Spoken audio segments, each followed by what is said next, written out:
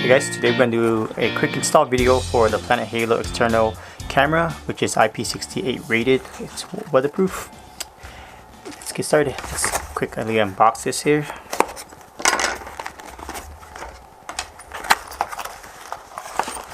So what you'll find, a bag of screws.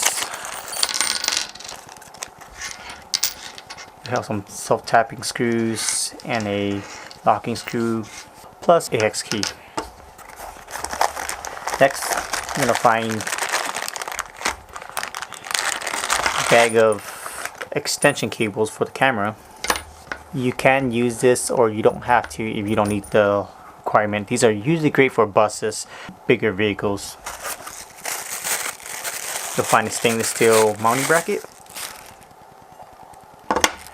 which could be rotated multi-directional.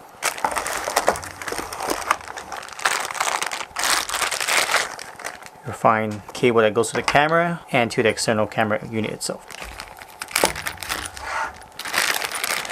And lastly, you'll find the camera itself. It's made out of aluminum with a glass front, and these are actually multi-directional points here. You can mount the camera on this bracket however you choose, from the side of the vehicle, the top, the bottom. So you have a good amount of play to play with here, and adjustments. You can aim up and down as well, and also you can rotate it once you screw it to the vehicle. Okay, let's install this real quick. I'm just going to do a quick top mount. We'll just kind of slide it in there, let it snap in that center both ways. We're going to find this tab here, put it like so. The hex key screw in. We'll kind of loosely set this at 0 point here for now. Same thing on the other side.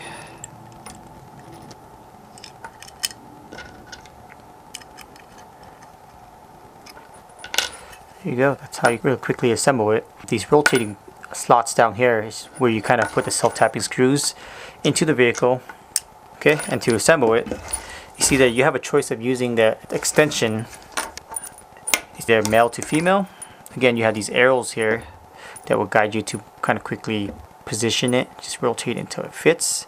We'll just kind of install the extension cable for now and just tighten it up, twist it. And on the other end of this cable, same thing. There's an aircraft connector again, which is weatherproof sealed. You'll line up the arrows on both sides. Slide it in. Again, you tighten this up. Okay, once you have that connected, we'll go forward here. And the other two ends, as you'll see, one end is a trigger, and these are really great for if you want to wire in the monitor to view your reverse.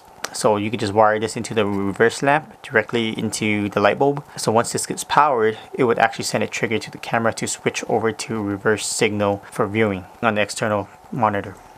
And this last piece here will basically find the camera, plug it into camera in.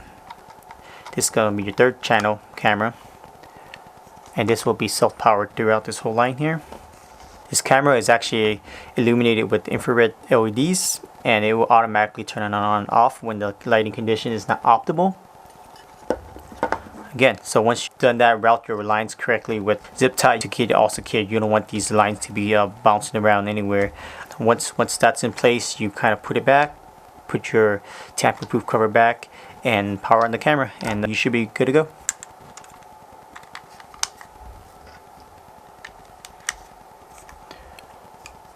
And keep in mind, this blue blinking light here will actually signify that it's actually working, and Drive recorder is now active.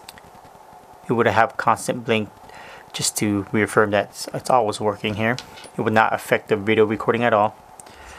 And to note, this trigger line here, this red line, it's not required. This is only, again, if you want to use the external monitor. And if you don't want to use it, if it's in your way, you can just clip it off and just keep it open. This would not affect anything. Okay, thanks for watching.